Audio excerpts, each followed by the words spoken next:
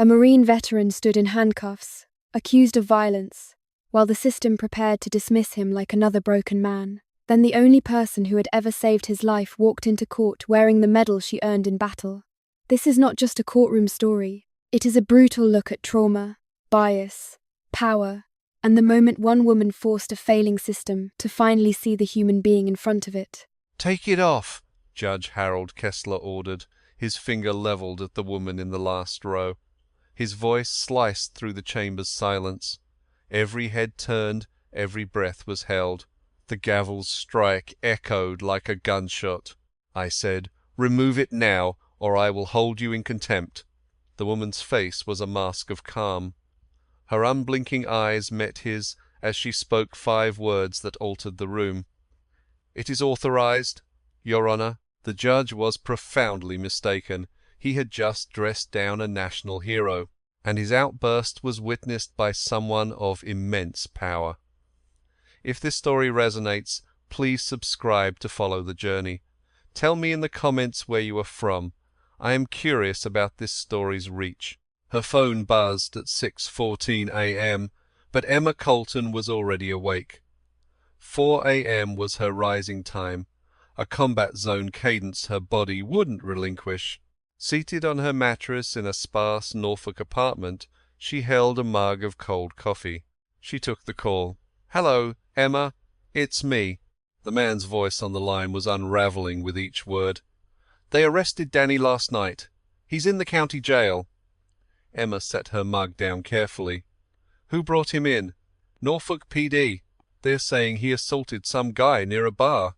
"Emma, that's not him. Not without a reason." "I know," Emma replied quietly. "I know precisely what happened. The caller was Maria Ruiz, Danny's sister. Her calls had been a fixture for 3 years, sometimes routine check-ins, sometimes emergencies, always seeking Emma's help. Emma never failed to answer. "His arraignment is today," Maria said, her voice strained. 900 hours. "I can't be there, Emma. I'm in Texas. My mother is in the hospital again." "I can't go. He has no one." Emma shut her eyes, feeling the raw panic travel the 1,000 miles between them. An image of Danny came to her alone in a VA clinic, his hands shaking too badly to fill out forms. "I'll go," Emma vowed. "Emma, you don't have to do that." "Maria, I will be there." She hung up. After a moment of complete quiet, she rose and pulled her work scrubs from the closet. Her 12-hour shift began at 700, but she called the hospital and took a personal day. The charge nurse was surprised. Emma hadn't missed a day in 4 years. She offered no excuse. None was required. Once dressed, she saw her reflection, a 46-year-old woman with weary eyes and steady hands. No makeup, hair pulled back.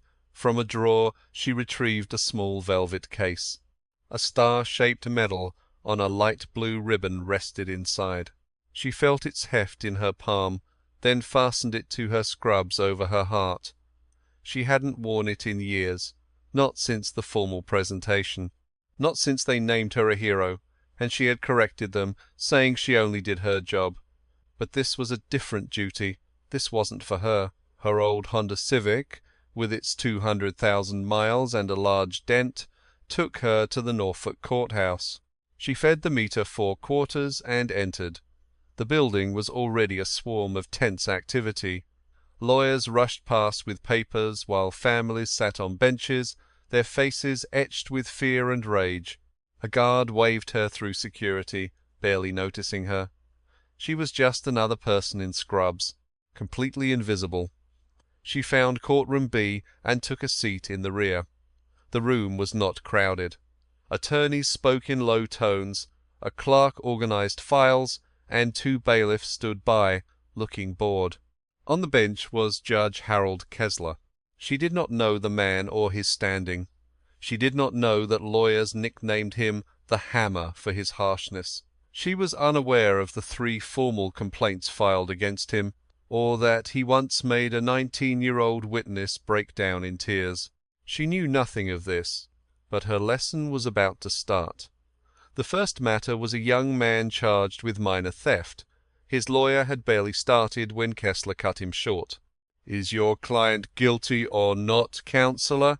I haven't got all day." The attorney stammered. "Your Honour, we request—" Denied. "What's the plea?" "Not guilty, Your Honour."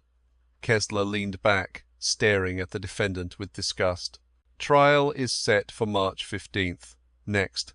The whole exchange took 30 seconds. No justice. Just a man wielding a gavel, moving people through a system, Emma observed. She sat silently, her hands clasped, watching it unfold.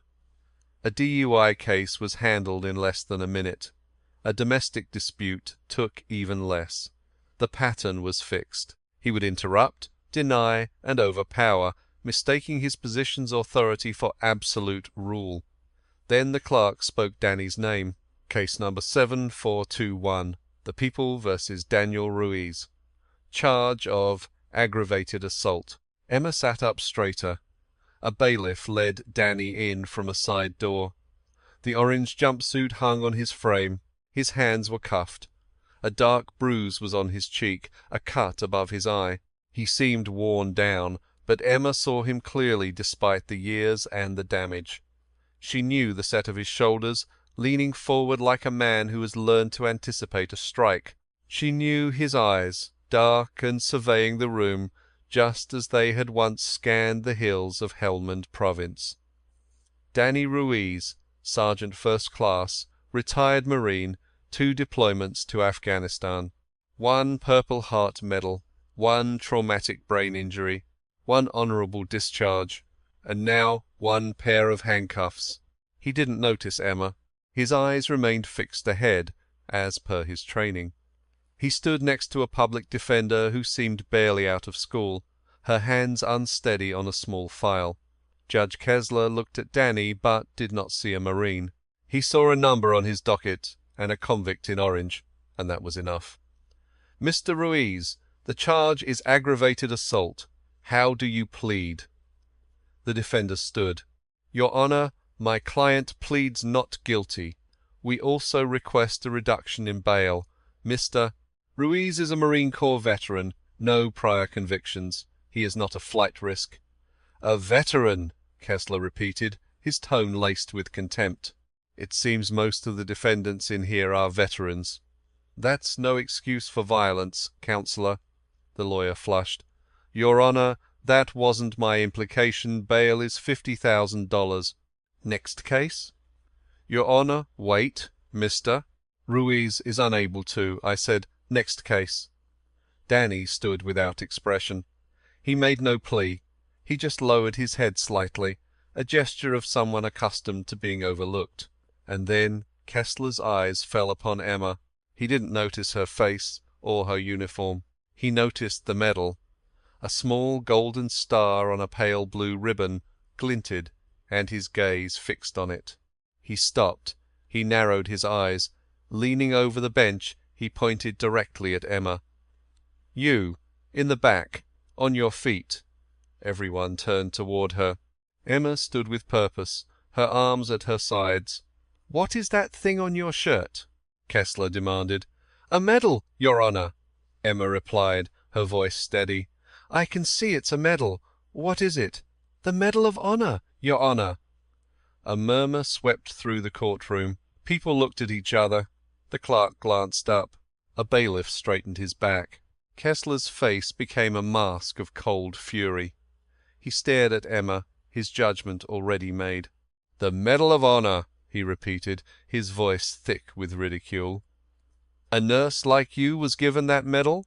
"I expect nothing, Your Honour. I am simply answering your inquiry. Take it off." The command was sharp, silencing the courtroom. It wasn't just quiet, it was a total absence of sound as everyone held their breath. Emma did not move. "Your Honour, this is an authorized decoration. It is my legal right to have it on." Kessler's gavel slammed down, cracking the wood. "I told you to remove that medal. Now. I will not have stolen valour in my courtroom. It is a disgrace." The insult hung in the air. its intent obvious. A woman, a nurse, not the conventional image of a war hero. Emma's jaw tightened, but her voice stayed level. "With all respect, sir, I was decorated for my service in a combat theatre. I am entitled to wear this?" "You earn no such thing," Kessler spat. "You are an impostor, and you are disrupting this court. Bailiff, if she does not remove that medal in 30 seconds, take her into custody." The nearest bailiff tensed, his conflict visible. He looked from the judge to Emma, and then to the medal. A hint of recognition crossed his face, a look from a man who also served. He didn't move. "Bailiff," Kessler bellowed, "did you fail to hear me?" The bailiff answered carefully. "Your Honour, I believe that is a genuine I don't care what you believe." "I gave you an instruction." He took a reluctant step toward Emma. Her calm eyes met his, and something in her expression stopped him cold. It wasn't defiance, nor was it fear. It was a deep stillness forged in a place he could not fathom. He stopped. The courtroom doors opened with a slow, heavy sound. All eyes turned. A man in a full navy dress uniform entered, his chest covered in ribbons. 4 stars gleamed on his shoulders. He stood perfectly erect, his face a picture of resolve. The sharp taps of his shoes on the marble floor were a sound of natural authority. He walked down the aisle, his eyes fixed ahead. He moved with the confidence of someone who had stared into absolute chaos and held his ground. Stopping in the aisle's centre, he faced Emma and said one thing: "Iron Widow." Emma closed her eyes for an instant, then opened them and gave a small nod. "Admiral." The man then turned to face the bench. "I am Rear Admiral Thomas Callahan of the U.S. Navy Special Warfare Command, Your Honour." Kessler's mouth fell open, but he was silent. "That woman whose medal you insulted," the Admiral stated, "is retired Chief Petty Officer Emma Colton. She was attached to SEAL Team 4 as a Navy nurse during Operation Enduring Freedom. The President awarded her the Medal of Honor for her extraordinary valor in a Helmand Province ambush. She dragged 3 injured Marines, Sergeant Daniel Ruiz among them, over 400 meters of exposed ground while under withering fire." He paused, letting his declaration settle in the quiet room. Under fire, she used her sidearm to eliminate 2 enemy combatants while shielding a downed Marine with her own body. Though wounded by 3 separate gunshots, she administered aid until every man was evacuated. She nearly died from blood loss on the flight out, waving off medical attention until her patients were stabilized. The Admiral took a step forward, his voice dropping to a low, powerful tone that seized the courtroom's attention. "That medal she wears was not stolen, Your Honour. It was earned with her own blood, and the blood of the men she rescued. One of those men is in your court now, in handcuffs." He indicated Danny Ruiz. Danny's head snapped up, his eyes finding Emma's for the first time. In that one look, every wall he had built, the numbness, the silence, his resolve to endure crumbled into dust. Her name formed on his lips, a silent plea that became a ragged whisper. Iron Widow. Emma met his gaze, not with tears or a smile, but with the same unshakable nod she gave him 10 years ago on a bloody field litter, when he begged her not to let him die, and she promised he would make it. "I told you I'd find you, Danny." The file fell from the public defender's hand, its pages scattering unnoticed on the floor. She was frozen, her gaze shifting between Emma, Danny, and the Admiral, unable to comprehend the scene unfolding. Kessler gripped the bench, his face paling as his knuckles turned white. The gavel sat before him, a symbol of authority he no longer possessed. He tried to form a word, but the Admiral spoke over him. "I did not plan to be here, Your Honour. A former teammate alerted me 30 minutes ago that a judge was publicly shaming Chief Petty Officer Colton with baseless accusations." Callahan's eyes pinned Kessler with an unforgiving stare. "I have given testimony to Congress and briefed 4 presidents. I have stood graveside for soldiers who gave everything for this country. Never, in all my years of service, have I seen a more shameful lack of respect than I witnessed in this room." Somewhere in the gallery a woman began to cry. She was not the only one. "I drove here from the Pentagon in rush hour," Callahan said, "because some obligations cannot wait. Defending the honor of someone who once defended mine is one such duty." He looked to Emma, his voice softening. "Chief, you will not take that medal off for anyone." "Not today. Not for any reason." A flicker of defiance raised Emma's chin. "I know, sir." A faint smile appeared on the Admiral's face. "There's the Iron Widow, I remember." He addressed Kessler one last time. "I strongly suggest you reconsider your conduct this morning, Your Honor. Not just for this case, but for every case you have handled with such carelessness. Be assured nobody in this room will forget what happened here, nor will I." Without waiting for a response, he stepped back and stood at parade rest. His presence commanded the room with an authority that came not from a title, but from a lifetime of service and sacrifice. It was the authority of a man who knew, without a shadow of a doubt, that the woman standing silently at the back of the room deserved every honor she wore. Kessler remained on his bench, for the first time in his professional life, completely stunned into silence.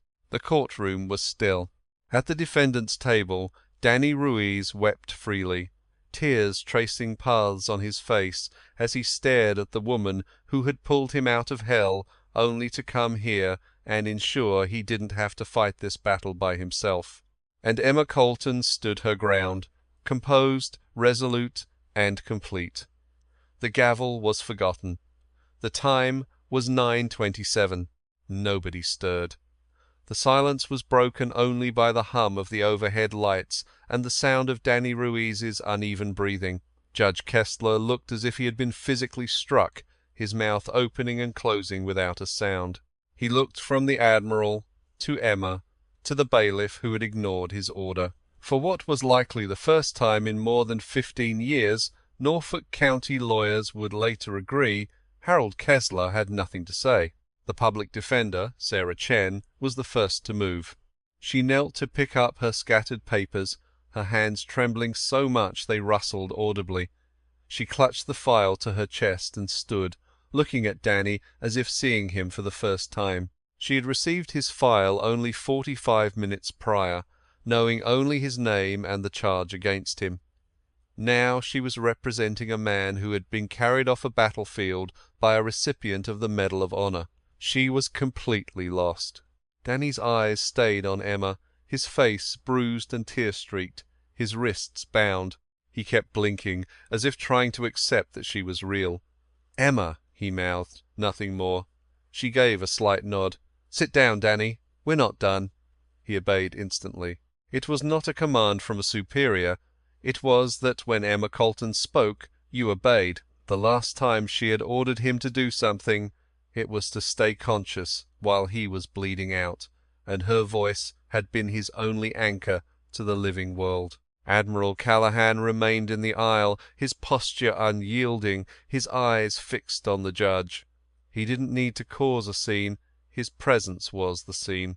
The ribbons on his chest told a story of service, each one a testament to the fact that this man had earned the right to stand wherever he pleased. Kessler finally found his voice, a weak imitation of its usual authority. "Admiral Callahan, I acknowledge your service, but this is my courtroom, and I will not." "Your Honor," Callahan's voice was quiet but cut through the air, "I am not here to give you orders. I am here because a man of immense character was just dishonored in a place dedicated to justice. My point has been made. What you do next is up to you."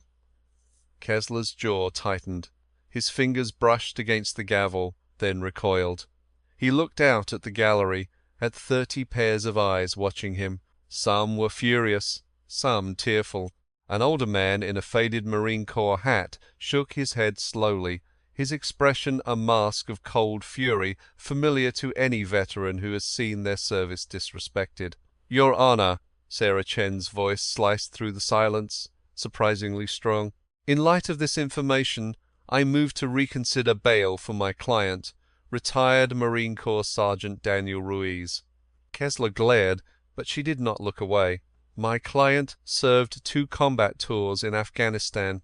He received the Purple Heart for a traumatic brain injury sustained in the same ambush that nearly killed him. For 10 years he has struggled with post-traumatic stress and has been repeatedly failed by the VA. The incident that brought him here was not malicious. It was a trauma response. His mind reacted to a perceived threat as if he were back in combat. She paused, closing the file. She didn't need it anymore. The man he is accused of striking grabbed his shoulder from behind in a crowded bar. Sergeant Ruiz reacted based on his training and his trauma. It wasn't a conscious act, it was instinct. And instead of receiving help, instead of anyone recognizing a crisis, the police arrested him and held him for 12 hours with no phone call. A crack appeared in Kessler's composure. It was a faint glimmer of guilt in his eyes, barely perceptible. The woman in this courtroom, Sarah continued, is here because my client's sister called her from 1,000 miles away, where she is with their dying mother. Chief Petty Officer Colton was the only person who came for him. She came here today, on her own accord, wearing her Medal of Honor. Not as a display, but to show this court that the man in these restraints is not a criminal. He is a casualty of war, and he has been let down by the system, and by you. The accusation hung in the air with undeniable power. Sarah's hands started shaking again, but she stayed on her feet. A 5'3", 28-year-old lawyer standing up to a judge who terrified veteran litigators. Callahan offered her a subtle nod of approval. Danny stared at the table. He was gripping the edge so hard his knuckles were white. He was trying to keep himself composed, but a decade of buried trauma was roaring to the surface. Kessler's eyes landed on Danny, really looking at him now, the bruises, the haunted expression, the way he held himself as if expecting a blow, the tremor in his shackled hands. "Sergeant Ruiz," Kessler said. Danny looked up sharply. "Is the Admiral's account correct? You were in Helmand Province?" Danny's throat worked. "Yes, sir." "And it was Chief Petty Officer Colton who saved your life?" Danny looked to the back of the room, where Emma stood like a statue, the medal a bright spot on her chest. She gave him no signal, only that same unwavering look that had always told him he mattered. "She did more than save my life, sir." Danny's voice broke. "She gave it back to me." A woman in the gallery let out a choked sob. The man in the Marine hat lowered his head. The court clerk froze, her own eyes filling with tears. "I was 22, Danny whispered. He didn't request permission. The words just burst out, a flood from a barricade that had collapsed. 22 and I thought I was a king. We all did. You need that mindset for the job.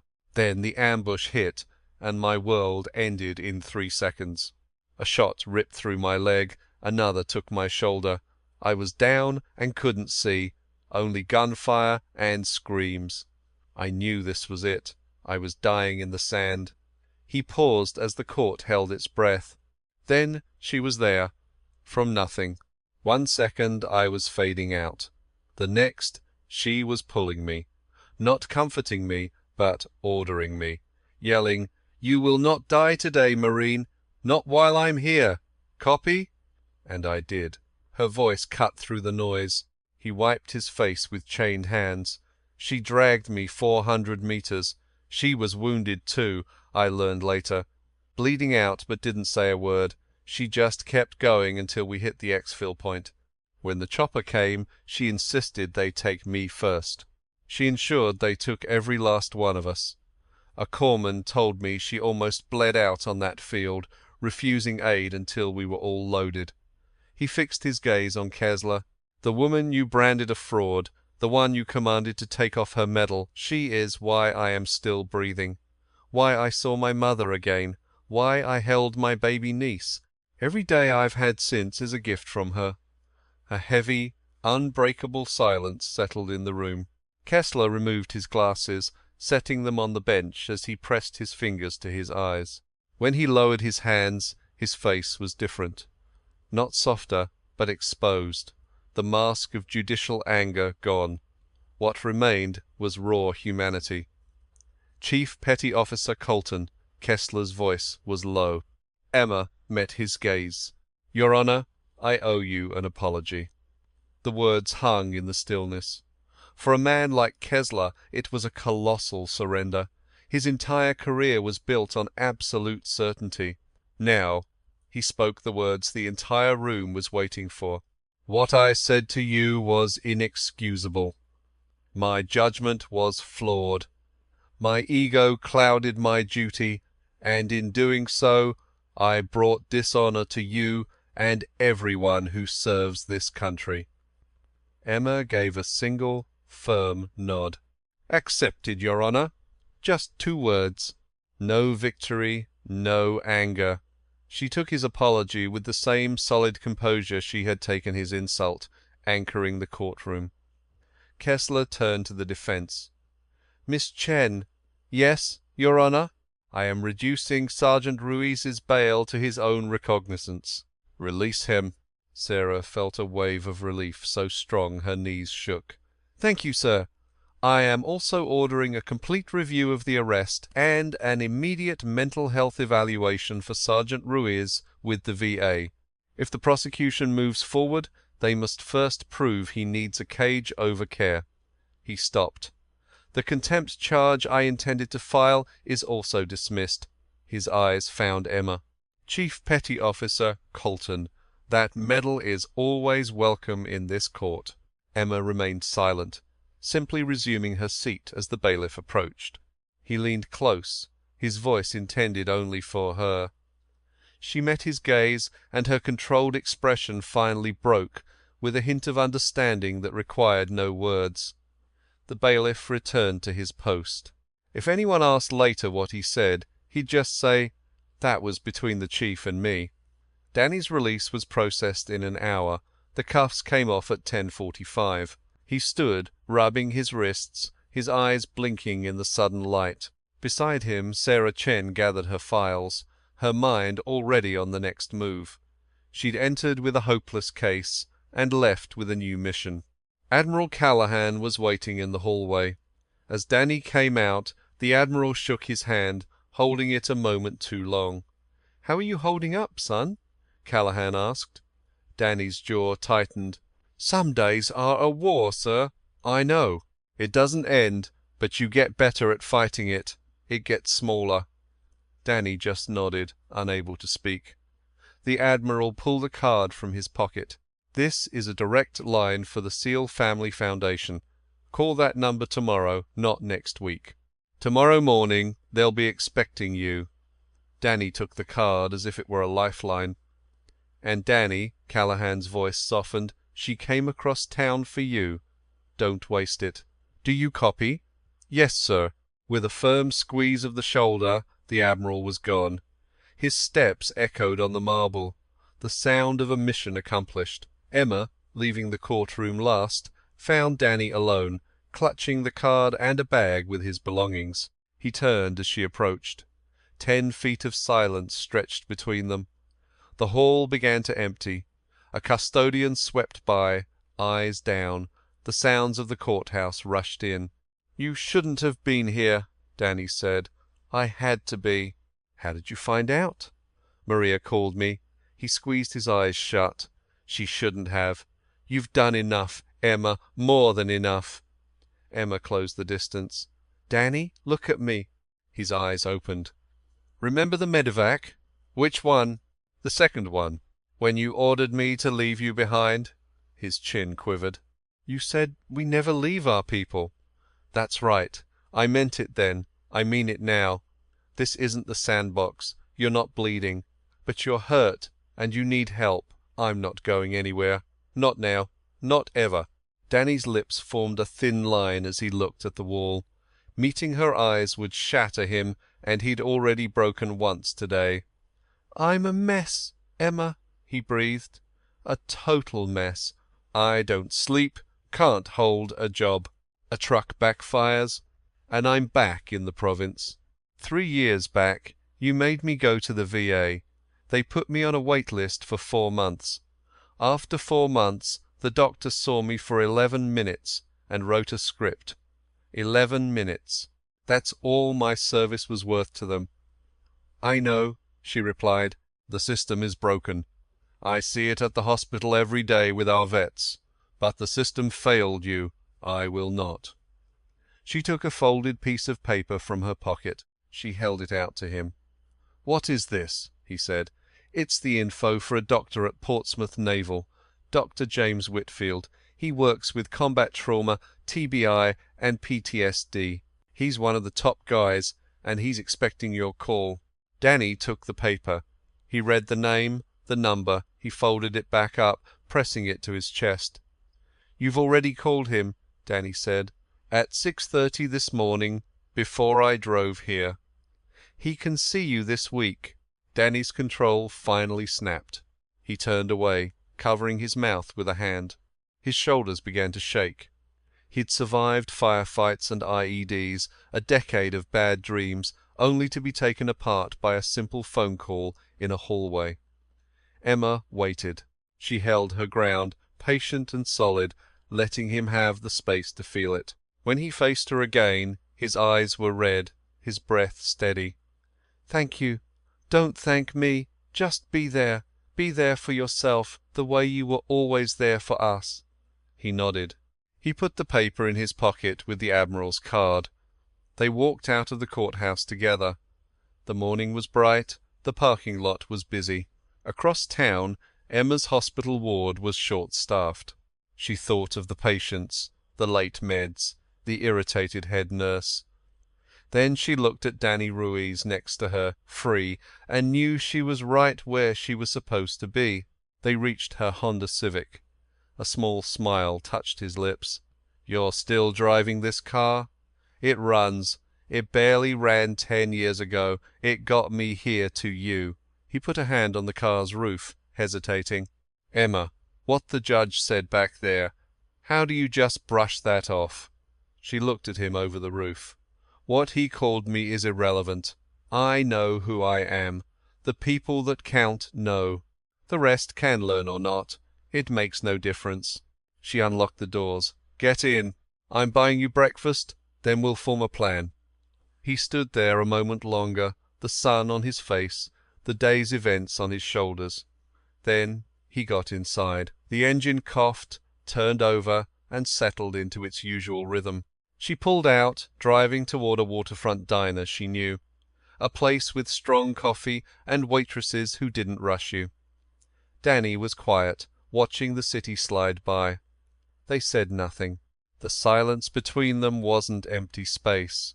It was loaded, filled with all they'd seen, all they'd lost, and everything they were still fighting for. On the dashboard, the Medal of Honor flashed in the sunlight before she made the turn. Emma kept driving. They took a booth at the back of the quiet diner. Old habits die hard. Danny sat, looking at his hands on the table like they belonged to someone else. A waitress came over. Emma asked for 2 coffees and 2 orders of eggs. He didn't protest. He hadn't eaten anything since some chips from a gas station the day before. When the coffee arrived, he held the warm mug, anchoring himself to the moment. Walk me through last night, Emma said, her tone clinical, a sign of trust. Danny stared into his cup. I was at a bar. Which one? Kelly's, over on Granby. I go there sometimes. It's normally quiet. He took a breath. I was by myself at the bar, had 2 beers, that's it. I wasn't looking for trouble, Emma, I swear. I know you weren't. Go on. A few college kids were by the pool table, making noise. I tuned them out. I just wanted a couple hours of peace in my own head. His knuckles were white around the mug. One of them came up from behind me.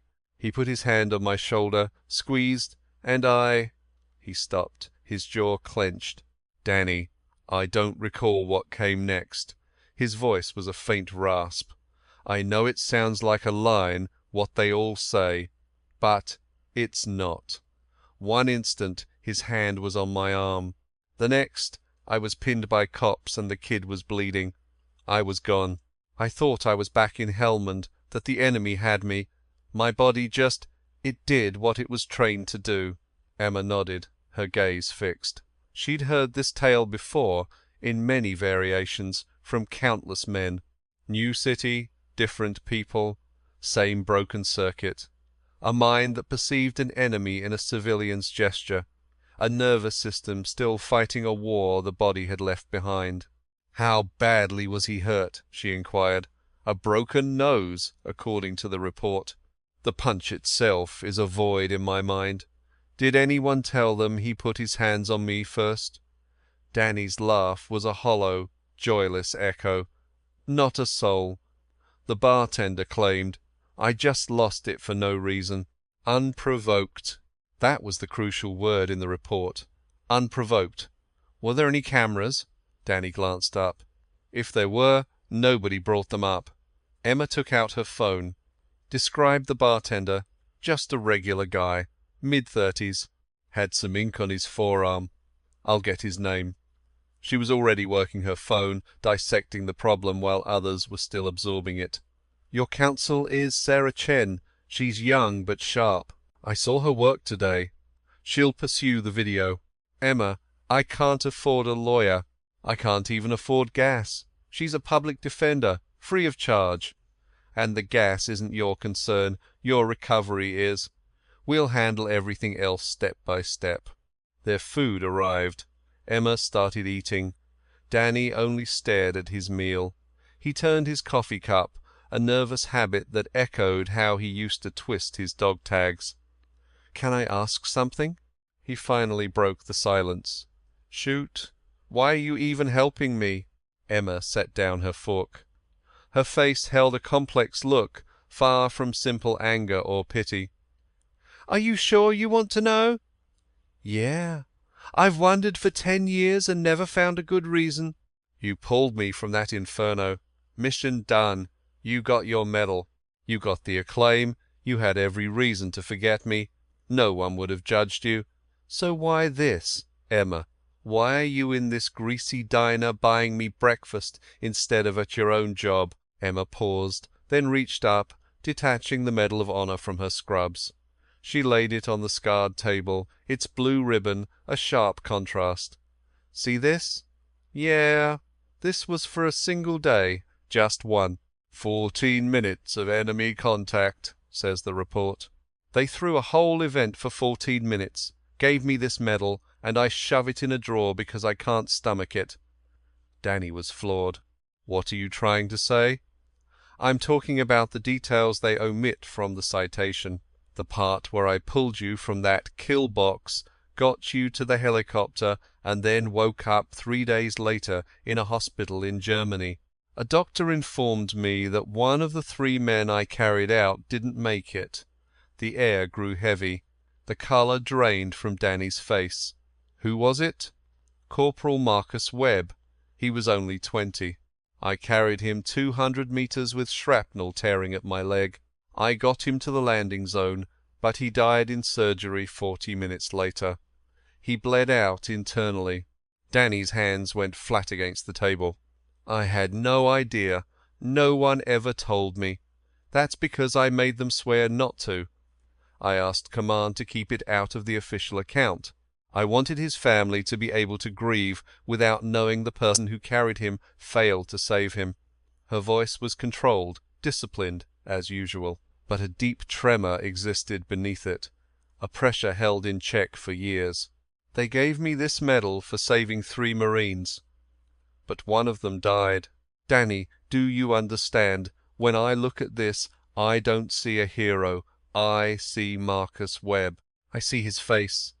The way he looked at me when I told him to hold on, the small smile he attempted, the feeling of his hand going limp right before they loaded him onto the chopper. Danny couldn't speak. He just stared, the entire history he knew of that day shattering and reassembling. So you ask why I'm here, Emma continued.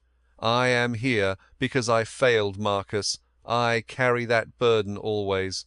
But you, Danny, you survived. You are alive.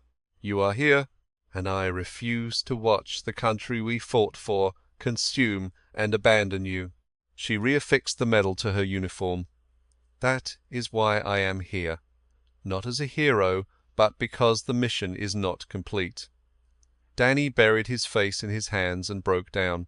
This wasn't like the quiet weeping in court. It was a profound, agonizing sob built up over a decade. It burst from a place he never knew existed until her confession broke it open. The waitress approached, took in the scene, and quietly retreated. The cook glanced over, then looked away. The other customers suddenly found their meals fascinating. No one intervened. They all understood to let the moment be. It took 4 minutes for Danny to compose himself. When he looked up, his eyes were bloodshot and his face blotchy. He looked like a man turned inside out, but a massive weight within him had shifted. It hadn't vanished, but it had moved, giving him just enough space in his chest to finally breathe. "I didn't know about Marcus," he said, his voice raw. "Emma, I am so sorry." "Don't be sorry. Just be here. That's it." He nodded, then picked up his fork. He ate a bite of his cold eggs, chewing with the slow deliberation of someone relearning a simple act. Emma's phone buzzed. She checked it. Her expression immediately hardened, becoming precise and strategic. "What is it?" Danny asked. "It's Sarah Chen, your counsel." Emma read the message twice. "She says the prosecutor's office just made contact. They're offering a plea deal. Misdemeanor assault, 6 months probation, no jail time." Danny put his fork down. That was fast, too fast. Emma's eyes narrowed. They want this to disappear before anyone investigates what actually occurred, before a formal request for security footage is made, before it gets out that the kid has his own history. Danny looked puzzled. "What?" Emma showed him the phone. Sarah checked his record. "The kid you supposedly attacked, Tyler Brennan, age 23. He has 2 previous assault charges. One was dismissed, the other reduced. And his father is a city councilman." The information landed like a physical blow. Danny read it over and over, his brain trying to fit the pieces together. "His father is on the council," Danny repeated. "Patrick Brennan, District 4. He's on the Public Safety Committee. That gives him influence over the police, the DA, everyone." Danny leaned back as it all clicked. So that's why the bartender lied. It certainly seemed so. And why the police didn't look for video. All evidence suggests it. And Kessler's bail. $50,000 for a man with no criminal record. That wasn't just him being tough, was it? Emma placed her phone on the table. "I can't be certain, but Sarah will investigate." Danny's jaw clenched. The sorrow from moments ago was hardening into something else. Not quite fury, but it's beginning the icy anger of a man who served his country only to see its justice system manipulated by a politician's child. "They thought I would accept the plea," Danny said, his voice flat. "They wanted me to take the charge, get a record, and go away, so no one would learn the kid initiated it. And no one would discover his father covered for him. That's the game plan," Emma confirmed. "And if it wasn't for the Admiral, for you, I'd be locked up, unable to post $50,000, waiting for a lawyer I didn't know to convince me to take a bad deal." "Yes." Danny closed his eyes. When he opened them, the defeated man from the hearing was gone. He was replaced by someone more alert, more driven than he'd been in years. "I'm not taking the deal," Danny stated. "Good. I want that security footage. I want the truth to be known. And I want his father to answer for this." Emma lifted her mug. "Then that becomes our new mission." Her phone rang again, but it wasn't Sarah. It was an unfamiliar number. She answered. "Chief Colton." "You're on. This is Robert Harmon from the Virginia Pilot. I received a tip about what happened in Judge Kessler's court today. I heard a decorated veteran was mistreated by the judge and a Navy admiral intervened. Is this true? Emma locked eyes with Danny. He stared back. This was a new variable. Who is your informant? Emma inquired. My informant is anonymous, ma'am, but the story is going public regardless. I would rather have your account. Emma pulled the phone from her ear, weighing the immense decision. A life in the background was her preference. She'd had the Navy protect her identity, refused all interviews, and turned down a book offer, all to stay out of the spotlight. The objective, not the credit, was always her priority. But this was about more than her. It was about Danny, about a system that had discarded him and a politician who tried to silence him. And sometimes you don't get to choose to stay hidden. Mr. Harmon, she said, I will provide a statement, but under my conditions, state them. This story is not about me. It is about a Marine veteran who was unjustly held and deprived of his rights because a councilman had to shield his son. If you write that story, I'll talk. If you turn this into a puff piece about the medal, we're done. A moment of silence. Fair enough. Can we meet tomorrow? I will reach out with the arrangements. She ended the call, her gaze finding Danny's again. Are you positive? No, Emma admitted. But I'm positive about you. That matters now. She left a 20 on the table as they stepped into the harsh 11:45 light. Just 6 hours prior, she'd assumed it was a normal day. This day was different. She drove Danny to his rundown apartment. He got out, then leaned in. Emma, yeah, that call sign, Iron Widow, you know the real story behind it, don't you? She stared straight ahead. Because I was the last one left alive. That's not it. Danny shook his head. It's because you were terrifying for all the right reasons. The guys said if hostiles saw you coming, they were to retreat. It wasn't your build or your tone. You were an act of God. Nothing, not fire, not wounds, not command itself could make you leave a man behind. Emma's knuckles whitened on the wheel. She waited, her voice unusually low. Marcus Webb never saw that in me. He'd tell you to let the guilt go, and you know it. Her eyes met his for a split second. For that brief, unguarded second, the Iron Widow vanished, leaving only Emma, a woman shouldering a weight she never set down. She'd saved so many, yet lost the one who counted, and lived her life paying for a sin she didn't commit. Contact Dr. Whitfield in the morning, she said. I will. The Admiral's Foundation too. They'll help with rent, lawyers, all of it. I will. And Danny. What? Get some real food tonight, not gas station trash. A ghost of a smile touched his lips. Yes, ma'am. He backed away. She drove off, watching him in the mirror as he walked to the door. His gait was steadier now, his posture less hunched. 3 blocks on, she pulled to the curb and killed the engine. Resting her head on the wheel, she let the full weight of it all hit her for a minute.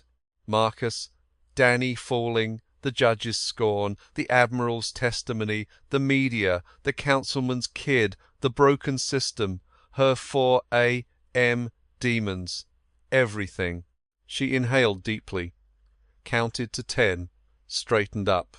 She engaged the gear and drove. Emma Colleton understood combat. She'd been wounded overseas. She'd hauled men double her size from the kill zone. She lost someone on a medevac, got a medal she despised, and built a wall around her life. After a decade of quiet, that wall was cracking. An unfamiliar number glowed on her phone. She let it ring. 2 minutes later, another and another. By the time she reached the hospital, 7 unknown numbers had called. In her car, she watched it buzz an 8th time. A leak. Someone in court sent a text and set a fire. Now the world wanted the Iron Widow. Emma took the phone and shut it down. She threw it in her bag exited the car, and entered the hospital for the rest of her shift. She had patients waiting. IVs to monitor, medications to dispense, charts to finish, a job to do. The job she'd done for 4 years. The one she'd do tomorrow, because Emma Colton never stopped, not even when the ground split open. The decoration remained pinned to her uniform. She left it there. By 6 p.m. the story had gone wild. Emma knew nothing, her phone dark in her locker as she finished her shift. Outside the bubble of Norfolk General, the narrative was exploding. Sarah Chen was the first to find out. She was at her desk with a cold dinner, reviewing Danny's case again when a co-worker, Marcus, came in. "Chen, you were in Kessler's courtroom today, right?" "I was." "What's up?" "Look at Twitter." Sarah launched the app. The first thing she saw made her gasp. Someone recorded 17 seconds of audio. It began with Kessler's order. "Remove that," and ended after Emma replied, "It is authorized, Your Honor." An anonymous account posted it at 11:15 a.m. By noon, 10,000 shares. 50,000 by 3. By 6 p.m. it was trending nationally with a hashtag. Sarah put her food down.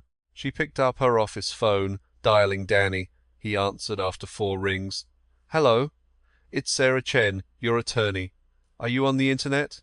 "No, I avoid that stuff." "Okay, listen to me. Audio from the hearing is out. It's everywhere. My office is swamped with press asking about you and Chief Colton. I've already fielded 3 calls from TV stations." Danny was silent. "How big is this?" "National news big. CNN covered it an hour ago. Fox is running it tonight. The Virginia Pilot is publishing something. The reporter who called Emma, Robert Harmon. That's him. His piece goes live at 8. Danny, I need to know. Do you want to make a statement?" "No." "Fine, your call. But understand this kind of spotlight cuts both ways. It could save your case or kill it. The public is on your side. On Emma's side. The recording is fatal for Kessler. But if Brennan's team controls the narrative, it will turn." Danny's voice went cold. "Turn how?" "They'll paint you as unhinged. They'll say Emma was a stunt. They will use the assault to say you're exploiting your service for pity." "I've seen it before, Danny. They have deep pockets and no morals. What do you want me to do? Keep your head down. Don't talk to the media. Stay off the internet. Don't take calls you don't recognize. Let me handle it. I'm getting the surveillance footage from Kelly's bar tomorrow. If it has what I think it does, Brennan's whole argument collapses. And if it's gone?" Sarah hesitated. A sharp question from someone conditioned to distrust the system. "Then we pivot," she replied. "We'll cross that bridge when we get there." She hung up and called Emma's number. Straight to voicemail. She tried again. Same thing. At 7:30, an exhausted Emma departed Norfolk General. Her feet throbbed. Her last 8 hours were a blur of routine. Changing bandages, checking vitals, calming an elderly man before surgery, and comforting a wife whose husband had just gone to the ICU. This was the work, the reason she became a nurse. She took out her phone and turned it on. After a 30-second start-up, the screen exploded. 23 calls, 41 texts, 14 voicemails. The device vibrated non-stop for a full minute. In the silent, sterile garage, her phone was a tempest of alerts. 4 texts were from Maria Ruiz. 6 desperate calls from Sarah Chen. 1 stark message from Admiral Callahan. "Call me, now." 3 voicemails from blocked numbers. Buried in the chaos was a text from a co-worker. "Emma, is that you on video? It's blowing up." She opened Twitter without logging in. The clip was inescapable. She pressed play and heard her own tinny digital voice utter 5 words of defiance to a judge who questioned her honor. She closed the app, leaning hard against her car's cold frame. A hand went to her eyes as she took a measured breath. This was the exact spotlight she had avoided for 10 years. The notoriety she ducked, the history she buried with her decoration. Now it was loose. Not her doing, but the result of one phone capturing a moment that went viral. She called Callahan first. He answered immediately. "Emma, Admiral, I saw it. I figured. Listen to me. This will intensify before it fades. Congress has called, so has the SecNav's office. The story is out of our hands. People are enraged with Kessler. They want blood." "I never wanted to be the story, sir." "Well, you are. Now we decide who controls the narrative. Your silence creates a void that reporters and politicians will gladly fill. Some might be accurate. Most will distort it." Emma was silent, feeling the gravity of his statement. "There's something else," Callahan added. "I looked into Councilman Patrick Brennan." "And?" "Emma, this goes further. His son, Tyler, has a record. 2 arrests, and both times the charges disappeared. In each case, cops were pressured to stand down, and the DA's office misplaced the paperwork. It's a habit. Danny is just the newest casualty." Emma gripped her phone tighter. "Your source?" "An old contact at NCIS, completely unofficial.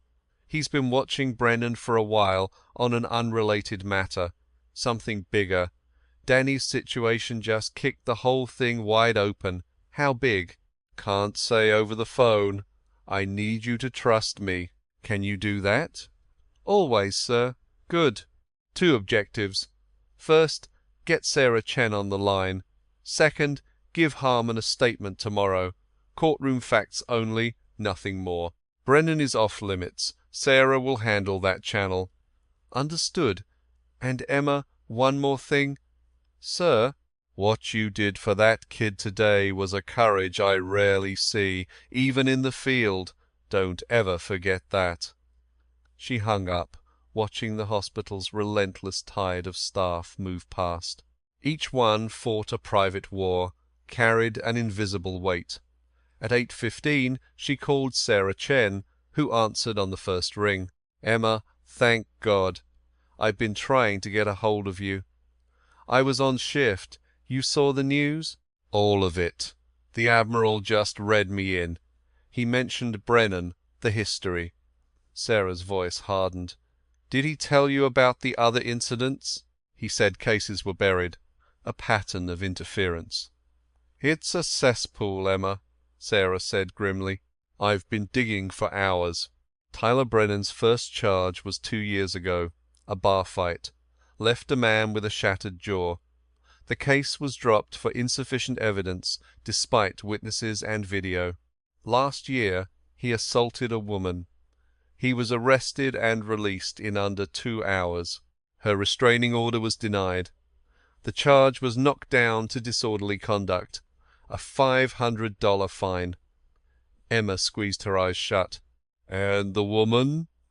"She fled Norfolk a few months later. I found her in Richmond. Talked to her this afternoon." Sarah's voice wavered. "She just wept, Emma. Said the cops made her feel like the criminal. Brennan's people offered her money. When she refused, her lease was terminated. Her boss got a call from the city about her performance. They ran her out of town. That's the shape of it. Her name is Jessica Torres, and she's ready to testify for Danny.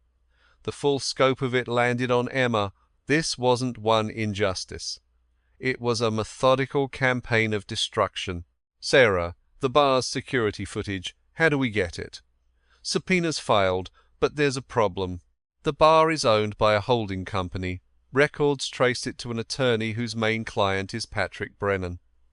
A cold dread settled in Emma. "Brennan owns the place." "Through a cutout, yes. That makes the bartender his puppet, not a witness. And that footage proves Danny's story. If they erased it, that's a felony. We've got leverage either way. But understand me, Emma, this will get ugly. Brennan has the money and the muscle to bury us. The second he knows we're coming, he'll attack." "Let him," Emma replied. There was a pause. "You know what you sound like?" "What?" "Someone who's been waiting a decade for the right war." Emma didn't answer. It was true. She drove home to a silent, dark apartment, standing motionless in the living room as her phone vibrated. It was Danny. "I saw the news," he said, his voice strained. "It's everywhere." "I know. They're showing your Medal of Honor picture. You look so much younger." "I was younger, Danny. They started a fundraiser for my defense.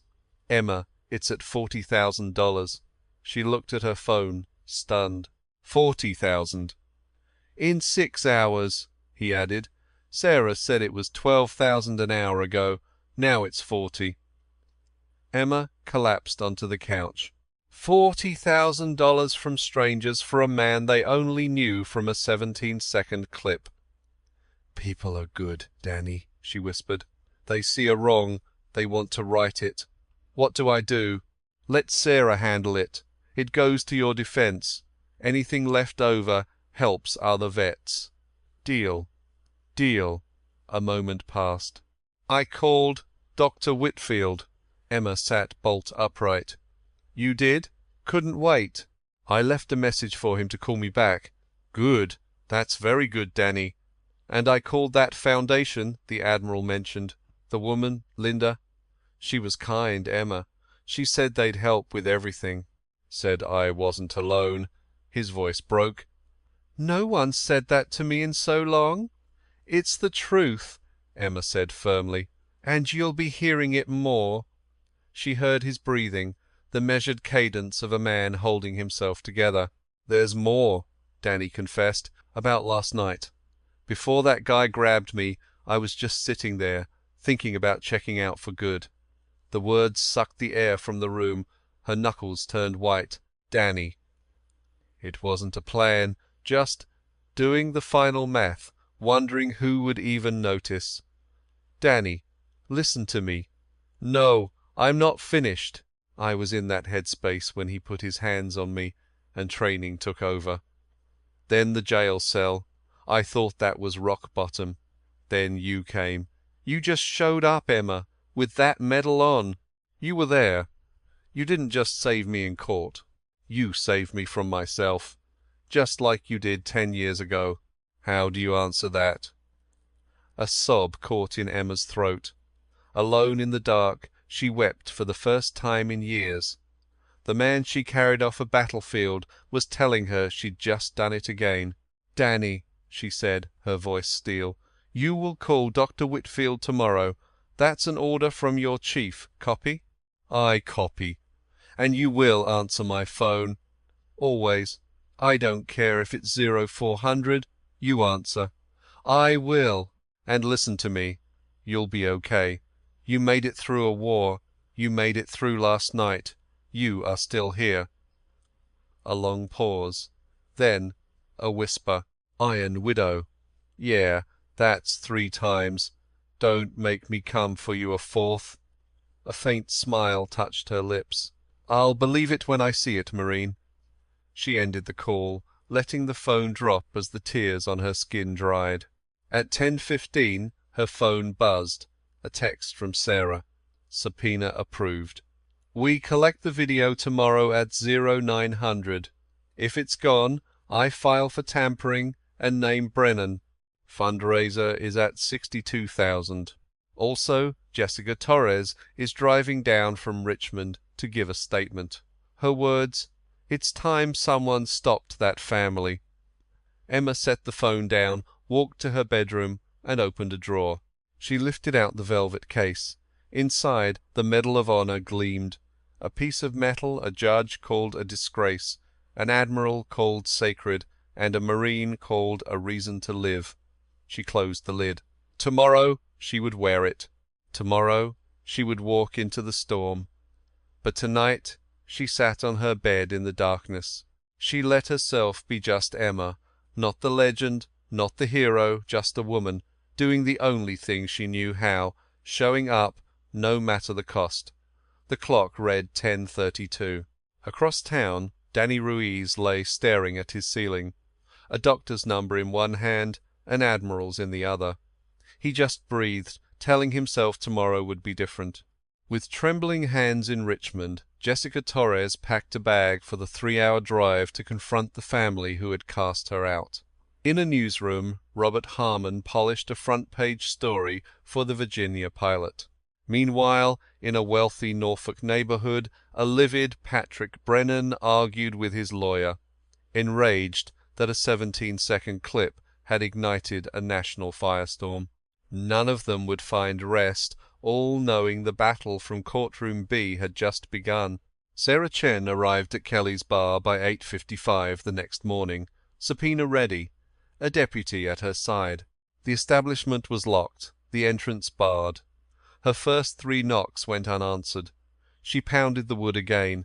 Sarah Chen, Public Defender's Office. I have a court order for security tapes. Open up. Silence. The deputy stepped up. Ma'am, I can call a locksmith. The door edged open. It was the bartender from that night, mid-30s, inked forearm, matching Danny's description. His eyes were red-rimmed with fatigue. I know what this is about, he rasped. Sarah presented the order. Then you know I require Tuesday's footage from 9 p.m. to midnight. The bartender ignored the paper, eyeing it like it was an explosive. We have a problem. A knot tightened in Sarah's gut.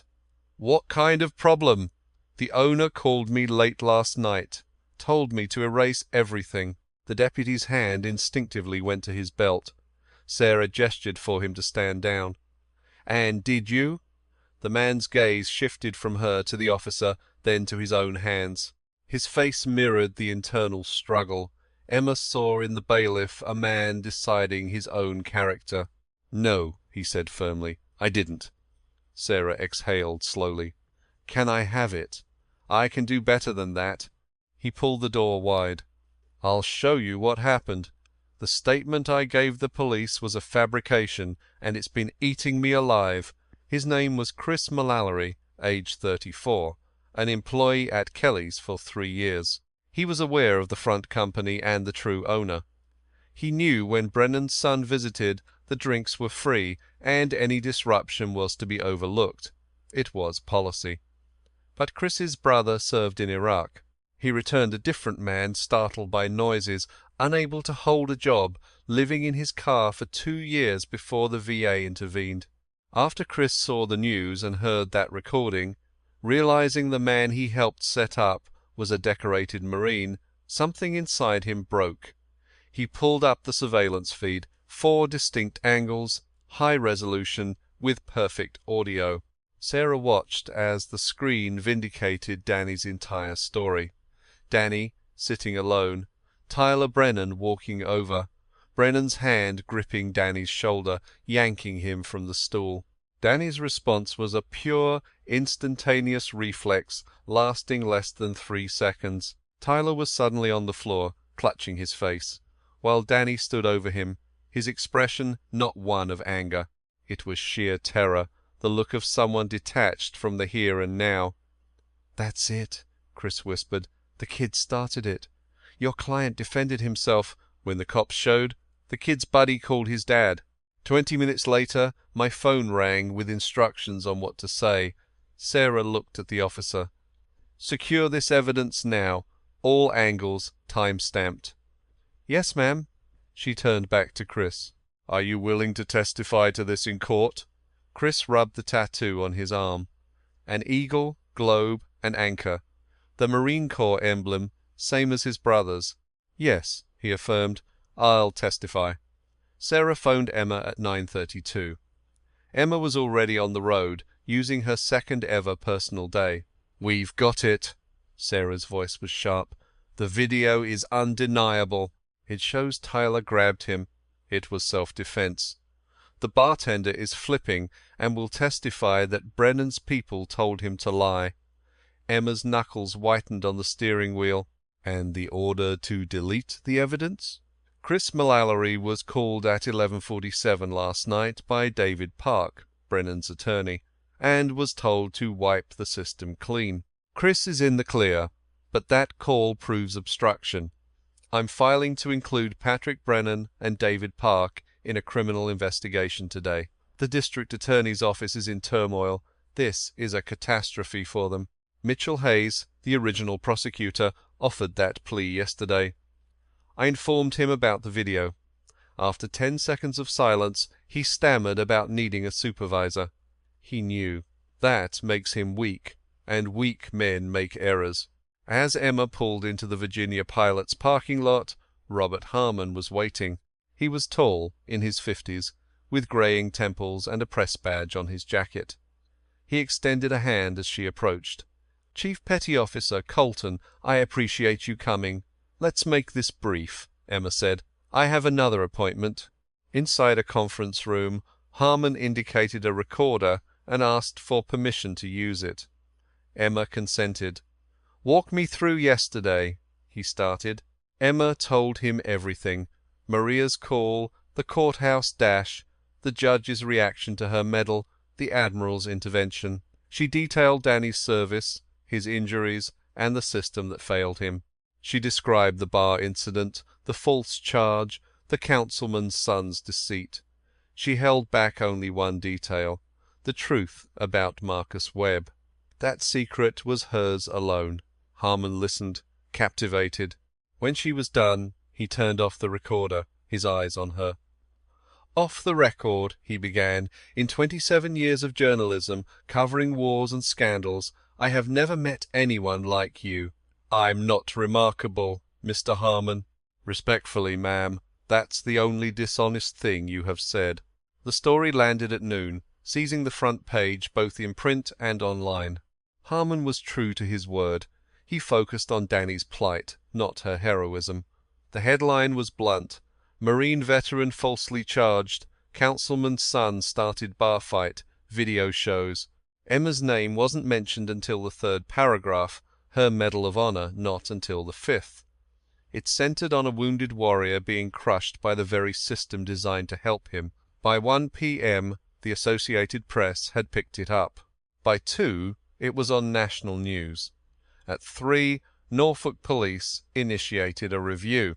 At 3:30, the DA's office dismissed all charges. Sarah reached Danny at 3:45. He was in Dr. Whitfield's waiting room at Portsmouth Naval Medical Center, following Emma's orders. "Danny, the charges have been dropped. All of them. You're clear." Danny gripped the phone tightly. He sat in a sterile chair near a water cooler, surrounded by other veterans, some in wheelchairs, others with service animals, all waiting. "Please say that one more time," Danny whispered. "They're gone." The video gave them no choice. "You are free, Danny. Completely free." He bent forward, pressing a hand to his forehead, his eyes squeezed shut. A nearby veteran, a woman in her 40s with a prosthetic limb, saw his quiet struggle. She put a firm, comforting hand on his shoulder, a gesture of solidarity, not aggression. He didn't flinch. "Thank you," he murmured into the phone. "Thank you, Sarah." "Don't thank me.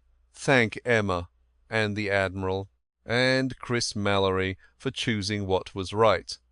And Danny, Dr. Whitfield is waiting. Don't you dare leave. I'm staying right here." At 4 o'clock, Patrick Brennan held a press conference from his home. Flanked by his lawyer David Park, he refuted every allegation. Any knowledge of the fight, any instruction to lie, any connection to the bar. He framed the story as a political assault on his family. The conference lasted 11 minutes, the worst of his political life. At 4:12, a journalist interrupted.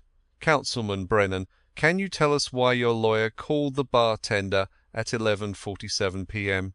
last night and ordered him to destroy the security footage?" Brennan's face went pale. He shot a look at Park, who appeared to have been struck by lightning. "That is a baseless accusation," Park stammered. "I have phone records," she shot back. Brennan turned and left the podium without saying another word. Park scurried after him, their retreat filmed by a trio of cameras. By 5 o'clock, the video was viral. By 6, Norfolk City Council had put Brennan on administrative leave. By 7, the Virginia State Bar launched an ethics probe into Park. By 8, Internal Affairs was re-examining every case that involved Tyler Brennan.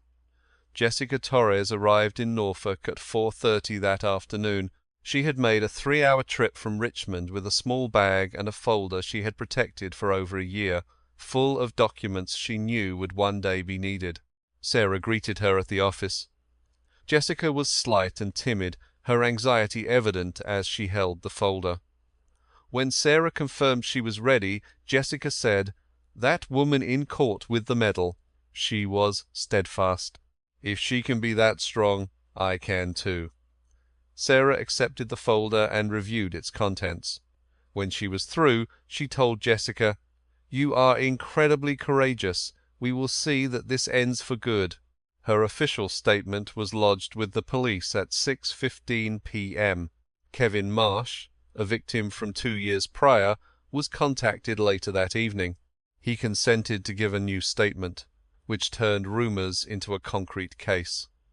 Emma was unaware of the evening news. She was at work. She clocked in at 7, changed into fresh scrubs, and pinned her Medal of Honor above her heart. The charge nurse saw it, but stayed silent.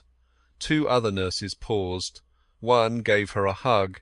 The other just said, "We never knew." Emma acknowledged them with a nod. At 8:45, while checking vitals in room 312, her phone vibrated. It was a text from Admiral Callahan. "NCIS has launched a formal investigation into Brennan, for all of it. Obstruction, tampering, corruption. This is going federal. You started an avalanche, Emma." After reading the text, she put the phone away and turned to her patient, a 68-year-old veteran named Arthur Phelps. "Everything all right, dear?" he asked, pausing his stories of Korea. "Everything's perfect, Arthur. How's your breathing?" "Better." "That story on the news about the nurse with the medal. Did you see it?" "They said she pulled 3 Marines from a firefight, took 3 bullets, and never stopped." "Can you believe that? 3 times?" "It's astonishing," Emma replied softly. Arthur's eyes narrowed, shifting from her face to the medal pinned to her scrubs, then back again. Realization dawned. "Lord, have mercy," he breathed. "That's you." Emma just met his gaze, offering a silent truth. She gave his hand a gentle squeeze. "Get some rest." As she walked away, Arthur Phelps, the 70-year-old veteran, raised his arm in a crisp salute, holding it steady until she was out of sight. 3 weeks later, Danny Ruiz attended his 4th therapy session. He was sleeping again, eating, living in transitional housing. A case manager checked in weekly. His future was no longer a void. "I want to create something," he explained to Dr. Whitfield. "For other vets, the ones who get lost like I did." "What kind of something?" "A hotline, so the next guy sitting alone in a bar knows there's someone to call." Whitfield nodded. "That sounds like a new mission, Danny." He felt it was. That evening he called Emma. She was on her couch, watching static flicker across the screen. "I want to build a lifeline," Danny said immediately. "A number veterans can call when they're at the end of their rope." Emma put her fork down. "Tell me everything." For 20 straight minutes he laid out a plan with a fire in his voice she hadn't heard since before the ambush, before the war had broken him. When he was done, Emma said, "I'm in." "Just like that?" A real, warm laugh escaped him. "You know, I actually believe you. You should. I keep my promises." "Yeah, I know you do. Hey, Emma, I'm going to name it for him. It'll be the web line for Marcus." Emma's breath caught. Her hand went to her heart, covering the spot where the medal rested. Her throat tightened.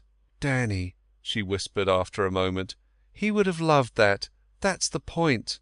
6 months later, the web line went live. Danny ran it from a small, donated office, working a single phone for 12 hours a day. In a month, he had 3 volunteers. In 3 months, 20. Soon, The web line was handling over 200 calls a week. Patrick Brennan was indicted on federal charges.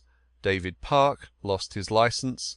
Tyler Brennan received 18 months probation. Jessica Torres and Kevin Marsh filed a civil suit. Judge Kessler, while not removed, received a formal censure, a first for Norfolk County in over a decade. 3 months after the hearing, Kessler enrolled in a military cultural competency program. Norfolk attorneys noticed a change. He became more reserved. He interrupted less. He truly listened. Admiral Thomas Callahan retired 8 months later. His farewell speech wasn't about battles. He spoke of a nurse and a Marine, saying his proudest moment in 40 years was driving to a courthouse to stand with someone who had earned the right to never stand alone. Sarah Chen was promoted to senior public defender within a year. She never again took a plea deal without scrutinizing all the evidence. On her desk sat a photo of a woman in scrubs wearing the Medal of Honor, a quiet reminder of what true courage looked like. And Emma Colton went back to her shift the very next day. She turned down every interview, every book deal, every television spot. She just reported to Norfolk General Hospital at 7 each morning, her calm presence a comfort to her patients. She wore the medal every day, not for acclaim, but for Marcus Webb, the Marine who died in her arms over Afghanistan. As long as she lived, his memory would not be forgotten. One evening, a year later, she sat on her bed at 4 in the morning. She held a warm mug, the apartment silent. For once, her phone wasn't ringing. She reached into a drawer. The velvet box was still there, but the medal was already pinned to her jacket. Closing her eyes, she sipped her coffee, and for the first time in 10 years, the face she pictured wasn't Marcus dying. It was Marcus smiling, young and full of a hope that war had failed to extinguish. She hadn't let it. Emma Colton opened her eyes. She finished her coffee, dressed, and walked into the pre-dawn quiet. Her patients were waiting. A life had to be lived. A promise made in the dust of Helmand had to be honored, to always show up, to always fight, to always carry those who fell. Some people are born heroes, some become heroes in a single act, but the rarest kind choose to be heroic every single day, in small ways the world never sees. In hospital rooms and on early morning phone calls, Emma Colton was that kind of hero. She always had been, and always would be, and the Iron Widow never needed an audience for her work.